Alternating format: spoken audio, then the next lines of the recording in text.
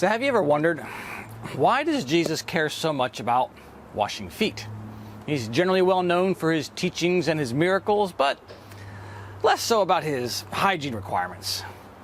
But did you know this? There's actually only one place that he explicitly tells us that he's setting an example for us to follow, and isn't telling us to teach or to heal somebody. He's telling us to wash feet. Well, why is this? Is he afraid we're going to track dirt into heaven? No. But most scholars say this means we should be humble and that we should serve others. And I think those are kind of obvious lessons, fairly generic, but what I want to give you today is what 18th century philosopher, scientist, and theologian Emanuel Swedenborg says about this story. Because he shows us that it's actually God, not the devil, who's in the details. So sure, be kind, be humble. But what is it about washing feet that is so important?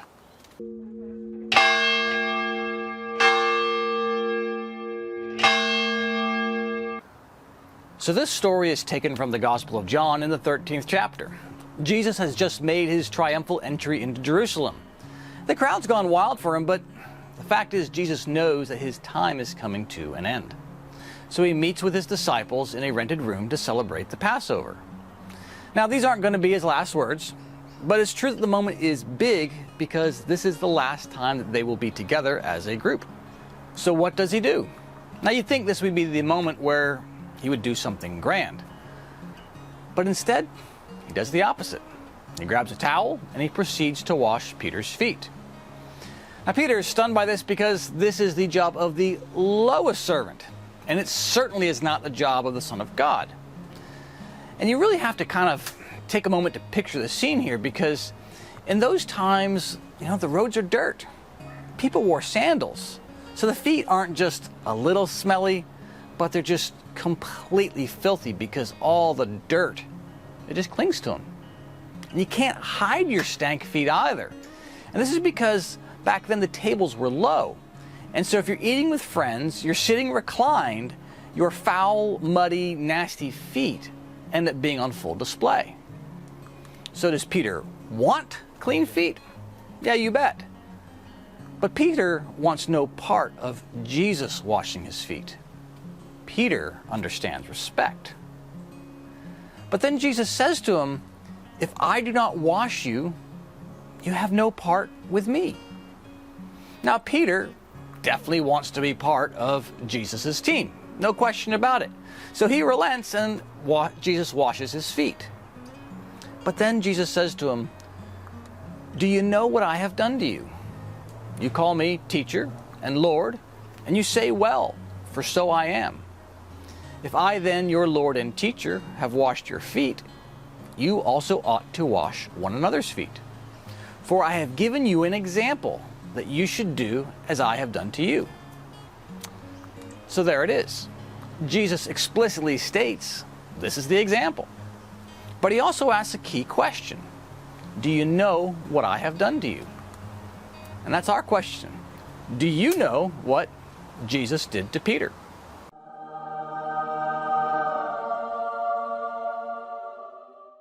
The typical explanation for the meaning of the story provided by scholars is fairly simple.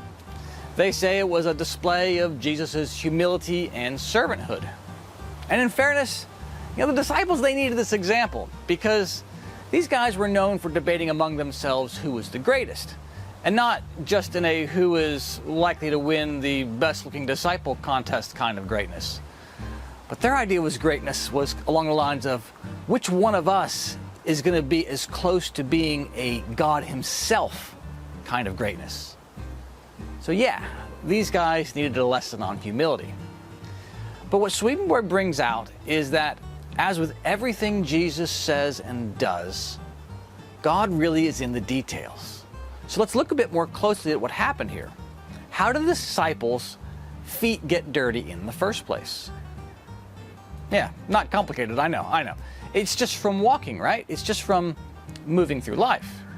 And I think that's key to realizing just how important the washing is. We need to be washed, and not because we're actively seeking evil, but we need to be washed because as we go through just the normal machinations of life in the world, The world is literally clinging to us. And so now if you take this to the next level and you think about, well, what is the world clinging to you a picture of? I mean, I don't know about you, but when I think of worldly loves, I'm not thinking about generosity, kindness, and forgiveness. I'm thinking more along the lines of greed, ego, power. These are the kind of things that the world can give us. You know, the world makes me think, I want to look better than others. I want to have more status. A little more authority would be nice too.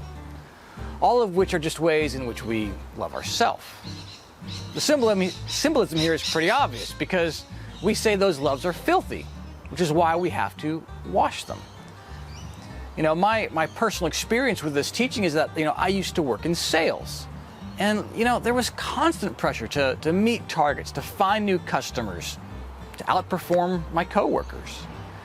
And while it provided a good financial living for me, I also found that that environment shifted my priorities without me even realizing it. I got caught up in thinking from a worldly perspective. Spiritually, I was covered over with filth. My feet were definitely dirty. And it wasn't because I just constantly had set out to make money the priority. It just happened because I was walking through life. And I think just about every job likely does this to us. We're working in the world, so we saturate ourselves in worldly priorities. So how do you and I get Jesus to wash our feet?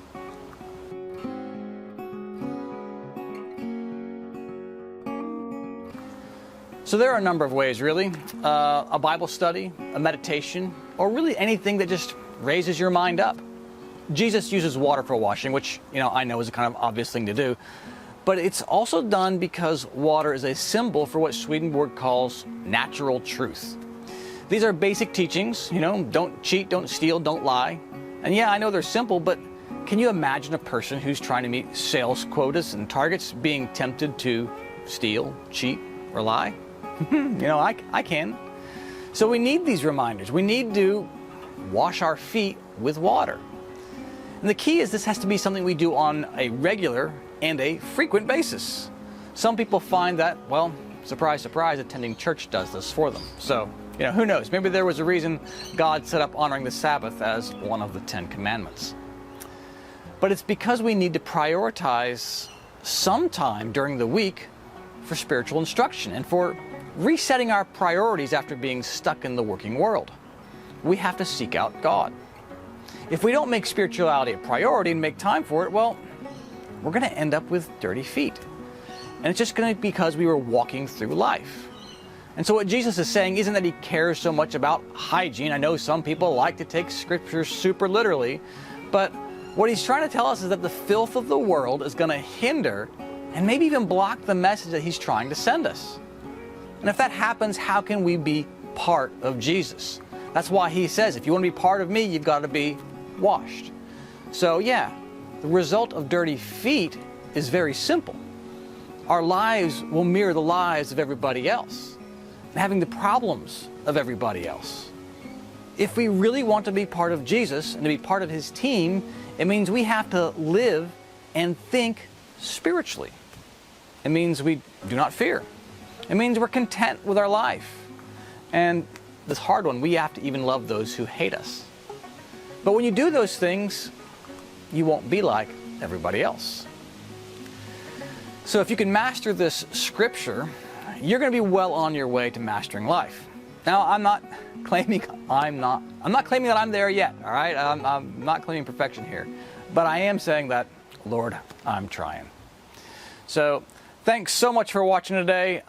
Really appreciate it. I don't know if likes, subscribes, and all that stuff actually helps the algorithm, but if nothing else, it makes me feel good. Or drop a comment, say, hey, I enjoyed it. I much appreciate it, and it helps keep me motivated to putting these things out.